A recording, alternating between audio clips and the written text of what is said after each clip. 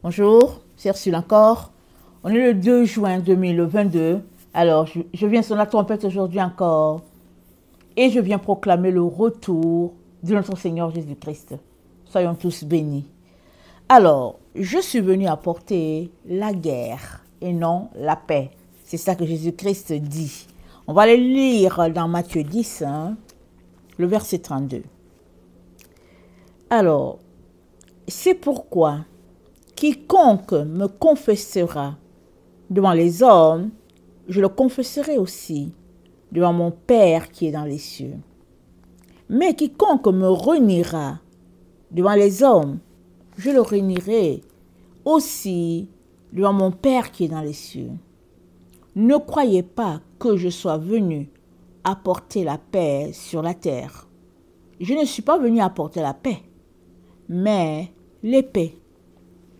Car je suis venu mettre la division entre l'homme et son père, entre la fille et sa mère, entre la belle-fille et la belle-mère. Et l'homme aura pour ennemi les gens de sa maison. Celui qui aime son père ou sa mère plus que moi n'est pas digne de moi. Et celui qui aime son fils ou sa fille plus que moi n'est pas digne de moi. Celui qui ne prend pas sa croix et ne me suit pas n'est pas digne de moi. Celui qui conservera sa vie la perdra, mais celui qui perdra sa vie à cause de moi la retrouvera. Donc voilà. Alors, Jésus-Christ ne passe pas par quatre chemins, ok? D'ailleurs, il a toujours été quelqu'un qui est droit, c'est la vérité, lui, il est la vérité, il est le chemin, il est la vie, et il nous dit les raisons pour lesquelles il est venu sur la terre. Il est venu, au fait, pour nous montrer le chemin vers le Père. Et à ce titre-là, donc, il est venu établir les deux types de royaumes qu'il y a. Il y a le royaume céleste et il y a le royaume terrestre. Il y a l'esprit qui est d'en haut et il y a l'esprit qui est d'en bas. Alors, il vient donc nous dire en partant que il est venu pour nous connecter à l'esprit d'en haut. Alors, à partir de ce moment-là, on comprend que c'est deux langages qui est parlé. Jésus-Christ nous dit une chose et nous, on comprend autre chose. Alors, vous vous rappelez les zélotes, ils étaient avec Barabbas. Et ce groupe-là, ils étaient contre Jésus parce qu'ils ont dit, si on passe le temps à écouter ce monsieur-là, les Romains vont venir, ils vont prendre notre ville. Ils s'étaient regroupés pour défendre leur pays, comme on dit, des politiciens, voilà, des nationalistes. Or, Jésus-Christ est en train de leur parler du royaume des cieux. Et ils l'ont suivi un certain temps et ils se sont rendus compte que s'ils continuent de le suivre, les Romains vont prendre leur royaume. Et ils ont refusé de suivre Jésus.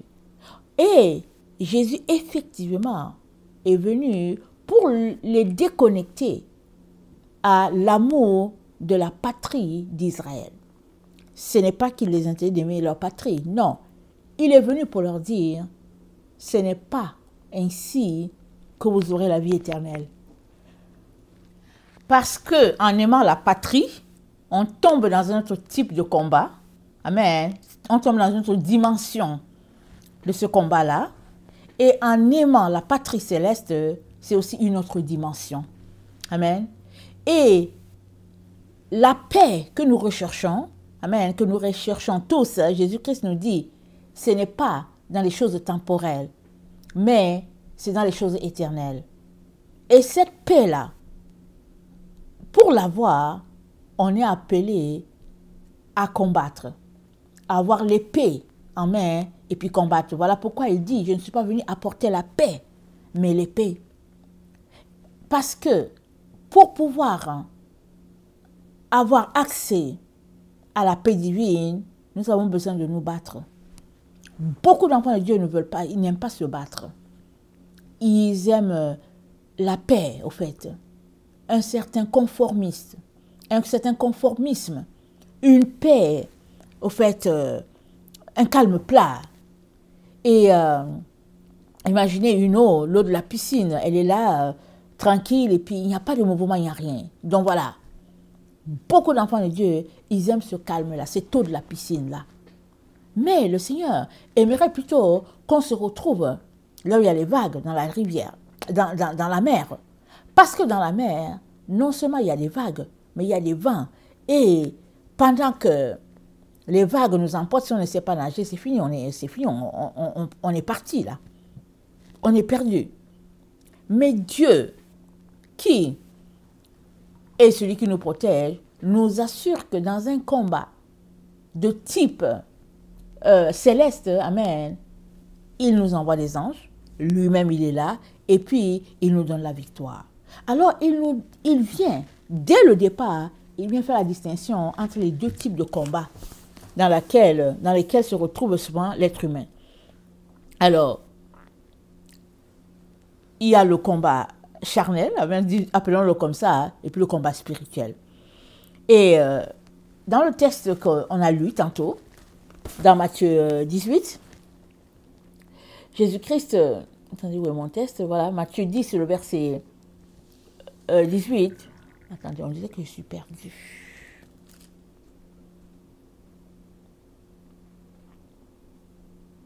Alors, voilà.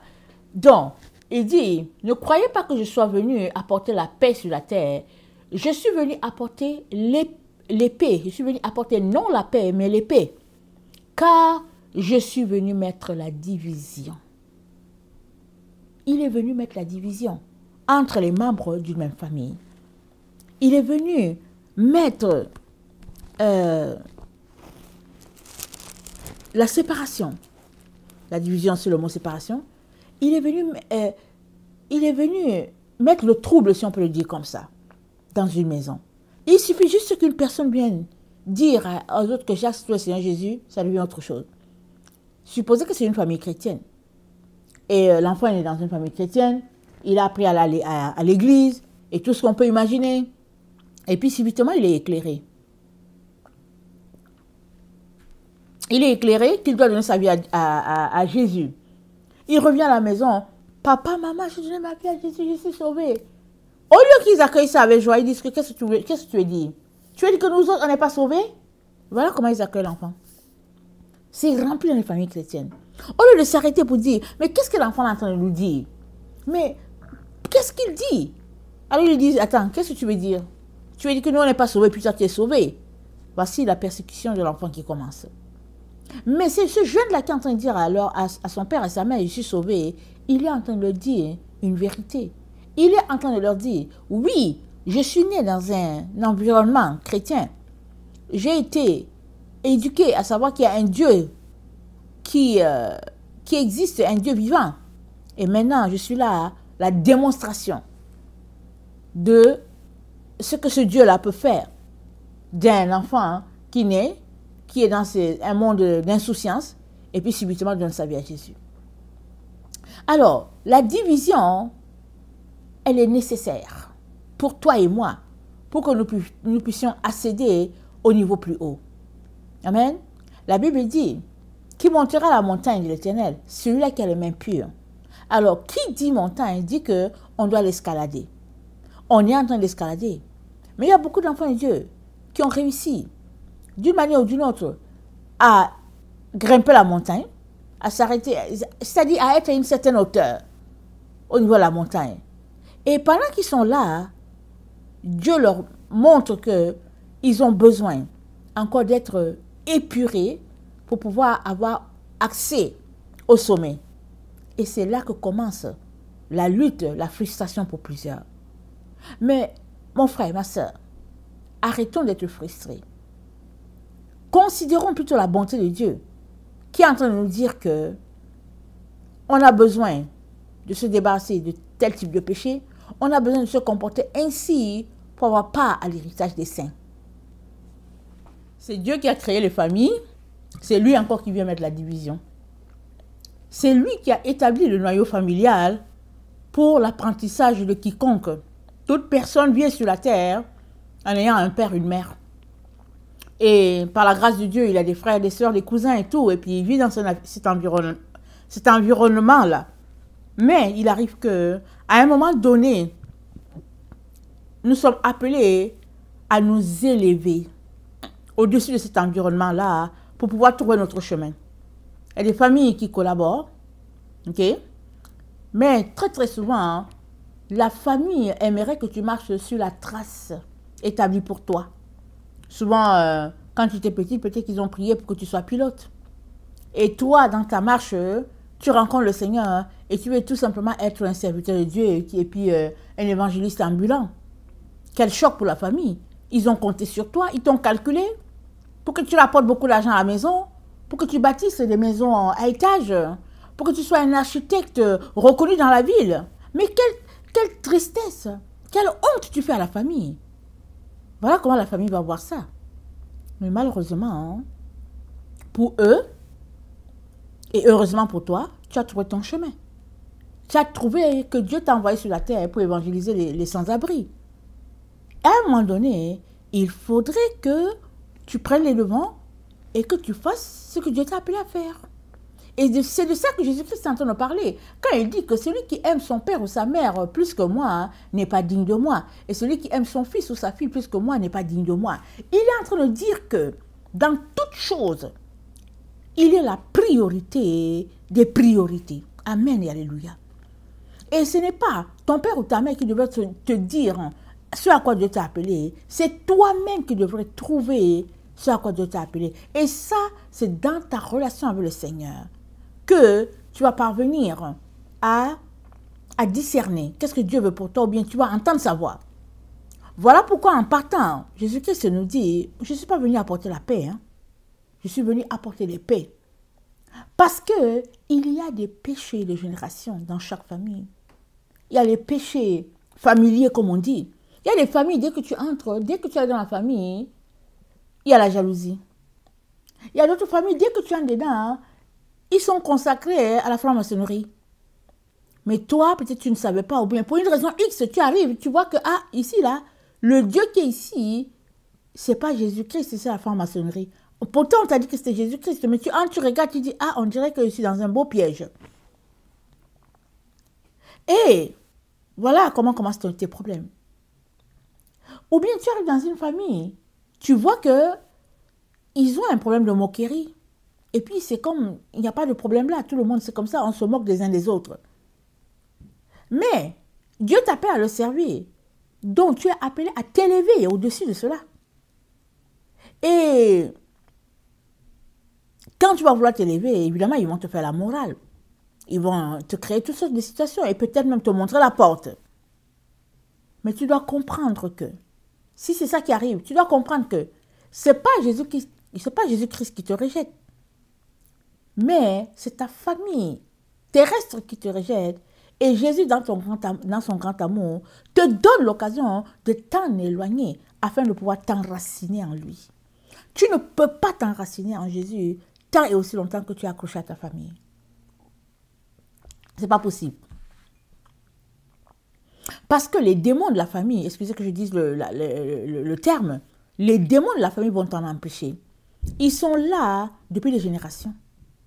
Ils sont comme des garants de la coutume, de la culture, en tout cas d'une manière quelconque. Et puis, ils sont approuvés, élevés, et puis bien voilà. Mais toi qui veux marcher sur le Seigneur Jésus, tu dois t'en distancer. Tu dois prendre des décisions, souvent drastiques, qui font que tu auras tout le monde à dos. Mais Jésus-Christ t'a appelé à le suivre, à le servir. Et malheureusement, tu es appelé à faire ce pas-là. C'est là que l'aventure de plusieurs avec Jésus-Christ s'arrête. Parce que quand vient le moment pour eux d'aller plus loin, et l'évidence est là que Jésus-Christ leur demande de s'en éloigner, ils ne sont pas prêts à souffrir. Ils ne sont pas prêts à laisser le confort familial, le nid familial, ils ne sont pas prêts. Ils ne sont pas prêts à avoir tout le monde à dos. Et finalement, ils s'arrêtent là et ils se mettent à pratiquer la religion. Et Jésus-Christ nous dit donc, il dit, celui qui me reniera devant les hommes, je le réunirai devant mon Père. C'est fort. Alors, il est donc très important que toi et moi nous sachions que la marche avec le Seigneur Jésus-Christ, ça devrait être une marche bien réfléchie pour chacun d'entre nous. Ok? Parce que notre héritage, ce n'est pas ici sur la terre qu'on l'aura. Ce n'est pas maintenant qu'on l'aura. On a besoin de combattre jusqu'à vaincre. Ok? Et chacun est dans un type de combat où Dieu l'a placé. Alors, tant et aussi longtemps que tu n'as pas fini ton parcours sur la terre, tu ne peux pas désirer avoir ta récompense. Jésus-Christ a dit quoi? Il a dit, celui qui vaincra, voilà ce que je ferai de lui. Donc, toi et moi avons besoin de continuer notre marche jusqu'à être vainqueurs. Et nous avons aussi besoin de savoir que c'est un combat qui se passe à un niveau spirituel. Ce n'est pas un combat qui se passe au niveau charnel. Alors, dans cette situation, s'il arrive par exemple que tu es en accro avec tes parents, par exemple, ce n'est pas le moment de se mettre à les insulter. Non. C'est de comprendre que le combat, il est à une autre dimension. Il est à une autre dimension, c'est une dimension spirituelle. Et tu devais tout simplement te mettre à prier. Ils vont t'insulter, ils vont te laver, ils vont te nettoyer, comme on dit. Mais tu dois rester sur ce que tu sais de ton Seigneur. Tu dois t'appuyer sur le Seigneur. Il t'aidera à passer à travers cette vague-là, afin que, de l'autre côté, tu puisses avoir la possibilité de pouvoir prier pour eux. C'est ça. Parce que, tant et aussi longtemps que tu restes dans le lien familial, parce que tu ne veux pas que tu ne veux pas te séparer des membres de ta famille, tu ne peux pas prier. Parce que le même esprit qui est en eux, c'est le même esprit qui est en toi. Tu as été éclairé pour que les autres puissent être éclairés. Et cela nécessite que tu puisses faire un pas en dehors du nid familial. Et évidemment, si c'est dans ton couple, voilà, tu es appelé à te battre pour pouvoir sauver toute ta famille, tout ton couple. Aujourd'hui, on a été éduqués dans les églises à avoir une certaine paix hypocrite dans les couples. Donc, on cherche la paix. Malgré qu'il y a un péché, on cherche la paix. Mais ce n'est pas de ça que la Bible est en train de dire. Ce n'est pas ça que le Seigneur nous dit. Le Seigneur nous a appelés à marcher dans la sainteté et la pureté. Si ta marche de sainteté et de pureté est compromise par celui-là même avec qui tu partages tout, il est très important que, après avoir parlé, après avoir essayé de régler le problème, il est important que tu gardes le cap sur ton Seigneur Jésus. Parce que ce n'est pas vrai que tu te présenteras devant Jésus et Jésus te dira qu'il ne te connaît pas parce que justement, tu as préféré ton mari, ta femme à lui. Ça ne se fait pas. Donc, il est donc très important, vraiment important, que tu saches que le combat dans lequel tu es, c'est un combat de dimension spirituelle. Et tu as besoin d'être vainqueur. Dans Jean 18, dans Jean 15, le verset 18, le Seigneur Jésus-Christ nous dit, « Si le monde vous hait, sachez qu'il m'a haï avant vous. Si vous étiez du monde, le monde aimerait ce qui est à lui. Mais parce que vous n'êtes pas du monde et que je vous ai choisi du milieu du monde, à cause de cela, le monde vous hait. Souvenez-vous de la parole que je vous ai dite. Le serviteur n'est pas plus grand que son maître. S'ils m'ont persécuté, ils vous persécuteront. Aussi, s'ils ont gardé ma parole, ils garderont aussi la vôtre. Mais ils vous feront toutes ces choses à cause de mon nom, parce qu'ils ne connaissent pas celui qui m'a envoyé. Si je n'étais pas venu et que je ne leur eusse point parlé, ils n'auraient pas de péché. Mais maintenant, ils n'ont aucune excuse de leur péché. Celui qui me hait est aussi mon Père. Si je n'avais pas fait parmi eux des œuvres que nul n'a faites, ils n'auraient pas de péché. Mais maintenant, ils les ont vus et ils ont haï et moi et mon Père. Mais cela est arrivé afin que s'accomplisse la parole qui est écrite dans leur foi. Ils m'ont haï sans cause. Donc voilà, on ne peut pas être différent de notre Seigneur Jésus. Si tu es avec Jésus-Christ, si tu marches avec lui, alors sache que tu vivras ce que Jésus-Christ a vécu à des degrés différents. Parce que la lumière de Dieu en toi, tu seras haï dans le monde dans lequel nous sommes, parce que c'est un monde de ténèbres. Mais tu dois faire fi de tous les vices qui sont les tiens. Tout ce que tu as subi, tu dois laisser tout cela de côté pour tout simplement foncer afin de gagner Christ. C'est ça. Paul a dit, désormais la couronne de justice m'est réservée. Il dit, j'ai combattu le bon combat, j'ai gardé la foi, j'ai combattu le bon combat de la foi. Chacun d'entre nous sommes appelés à combattre le bon combat de la foi, peu importe l'intensité de nos épreuves, peu importe le feu qui est là, qui est prêt à nous brûler. On doit tout simplement garder le cap sur notre Seigneur Jésus-Christ et continuer de bâtir une relation d'amour, une relation d'intimité avec notre Seigneur pour qu'il soit la priorité des priorités dans notre vie. Et tout ce qui se passe autour, ce n'est que de l'intimidation de la part de l'ennemi pour nous dégonfler, comme on dit. Pour dégonfler notre ballon, voilà. Pour dégonfler notre ballon. Parce que souvent, quand on a Jésus dans notre vie, on vient dire, tu sais quoi, j'ai rencontré le Seigneur, tu sais quoi, le Seigneur fait ceci pour moi, le Seigneur fait ceci pour ça, le Seigneur... Alors, le diable dit, ok, bon, voilà, on va soumettre ce jeune, ou bien cette jeune fille, à un test. Alors, le Seigneur nous le dit clairement. Il a dit, au vainqueur, je donnerai. Il n'a pas dit que, au fait, si on va à l'église, si on a été baptisé, si on parle en langue. Non, il dit au vainqueur. Toi et moi devons garder en mémoire que nous devons être vainqueurs. Mais maintenant, est-ce que tu connais le type de combat dans lequel tu es? Il y a des gens qui ne savent même pas pourquoi ils sont sur la terre. Ils sont là et puis c'est tout. Alors, si tu ne sais pas ce pourquoi tu es sur la terre, mais tu dois être vainqueur de quoi? Oui, tu as dit, je serai vainqueur du péché. D'accord, Jésus-Christ a triomphé du péché pour nous, pour toi et moi. Tu peux dire, ok, mais nous savons tous que nous péchons. N'est-ce pas? Jean dit que si quelqu'un dit qu'il n'a pas de péché, il est menteur. Alors nous péchons. Donc ce n'est pas être vainqueur du péché, parce que le péché, Jésus-Christ a gagné ce combat-là pour nous. Il a gagné, il a eu cette victoire-là pour nous. Et si nous sommes appelés fils de Dieu, c'est à cause justement de cette victoire-là que Jésus-Christ a acquise pour nous. Mais maintenant, est-ce que tu sais la raison pour laquelle tu es là sur la terre? Tu ne peux pas savoir cette raison-là si tu restes accroché aux personnes que Jésus-Christ te demande de quitter. Alors il dit, je ne suis pas venu apporter la paix, je suis venu apporter la paix. Donc, tu as besoin de sortir de ton environnement de confort pour pouvoir faire ce que Dieu te demande de faire. Et ça là, il faudrait que ce soit ancré dans ta tête. Il faudrait que ce soit comme une priorité des priorités, à savoir que, en tout cas, Jésus-Christ, c'est lui en premier.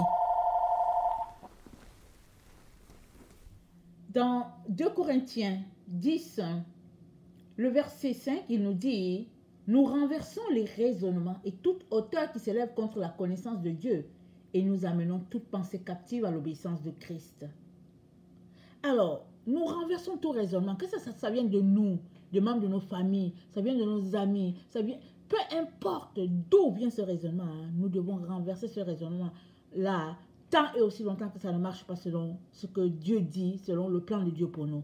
Rappelez-vous, Pierre ne voulait pas que Jésus-Christ aille à la croix, mais tout de suite Jésus-Christ a renversé ce raisonnement-là, il a dit, arrière de moi Satan. Le combat se passe au niveau des pensées, la victoire se passe au niveau des pensées. Tout, c'est au niveau de la tête, tout est là. Si tu combats avec la volonté de gagner, tout est là, c'est là que tout se passe. Et nous sommes en combat, nous sommes en guerre. Et la guerre, la guerre dans laquelle nous sommes, n'est pas charnelle. C'est une guerre spirituelle.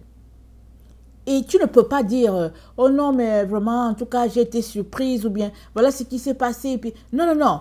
Le Seigneur nous a déjà dit en partant que nos voix ne sont pas les siennes, nos pensées ne sont pas les siennes non plus, mais que ses voix, lui, sont au-dessus des nôtres. Alors, qu'est-ce qu'il est en train de nous dire? Il est en train de nous dire que nous devons nous organiser pour amener nos pensées au niveau des pensées de l'Éternel, afin de gagner nos combats. Parce qu'avec Dieu, c'est toujours la victoire. Alors, si les combats dans lesquels tu es, ce sont les combats dans lesquels tu es toujours défait, examine-toi. Qu'est-ce qui se passe? Pourquoi tu es défait?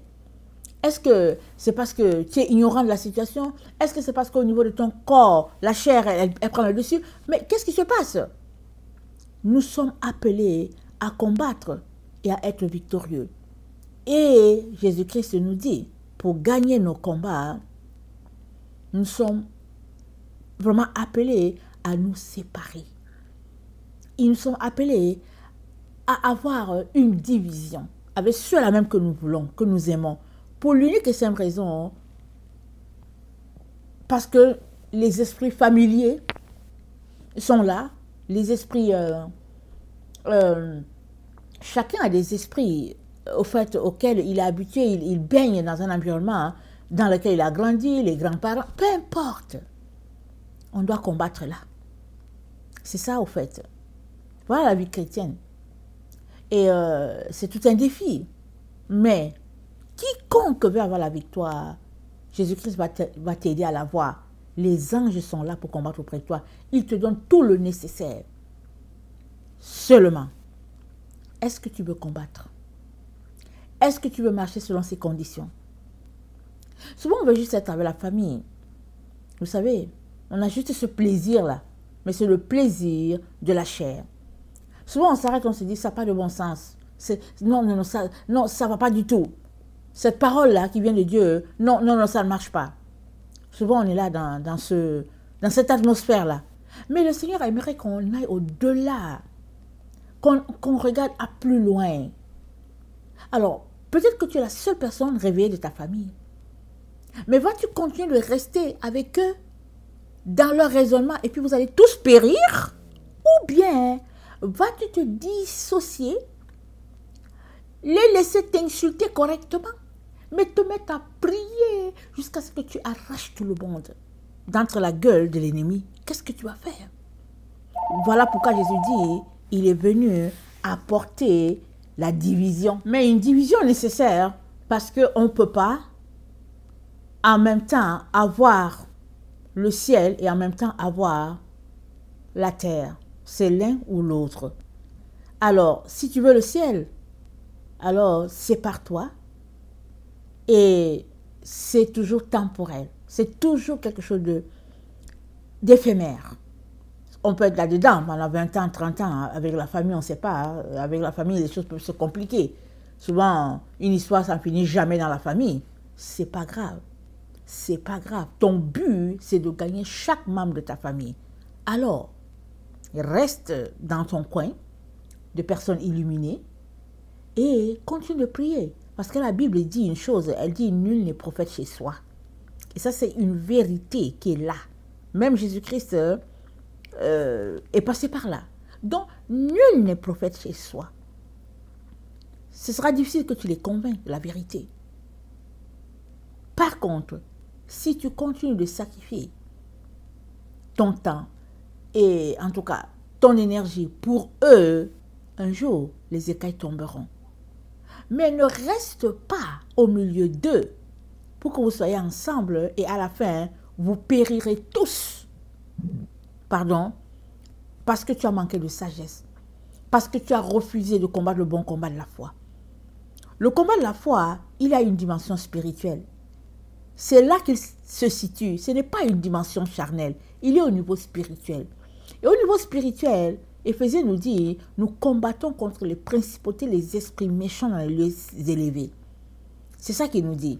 Éphésiens 6, le verset 12, nous le précise très bien. Alors je vais le lire là. Éphésiens 6, le verset 12 dit, « Car nous n'avons pas à lutter contre la chair et le sang, mais contre les dominations, contre les autorités, contre les princes de ce monde de ténèbres, contre les esprits méchants dans les lieux célestes.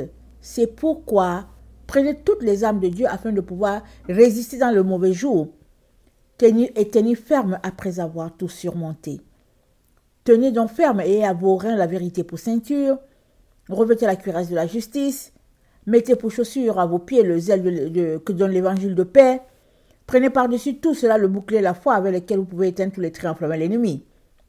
Prenez aussi le casque du salut et l'épée de l'esprit qui est la parole de Dieu. Faites tout en tout temps par l'esprit, toutes sortes de prières et de supplications. Veillez à cela avec une entière persévérance et priez pour tous les saints. Donc, après avoir tout surmonté, il dit voilà comment on doit se comporter. On est en combat à tous les jours, à tout moment. Si tu baisses la garde, c'est fini. On doit garder la concentration sur ce combat jusqu'à la fin. Et comme je l'ai dit, le combat, ça se passe au niveau de nos pensées. C'est là le terrain. Alors, pendant que tu te poses des questions, trouve toujours ce que Jésus ferait à ta place. Et tu te retrouves du côté de Jésus. Qu'est-ce que Jésus ferait? Ne va pas par tes émotions. Ne va pas dire, moi je pense que... Non, non. Qu'est-ce que Jésus ferait s'il était à cette situation-là? Et tu verras le chemin, tu verras la lumière.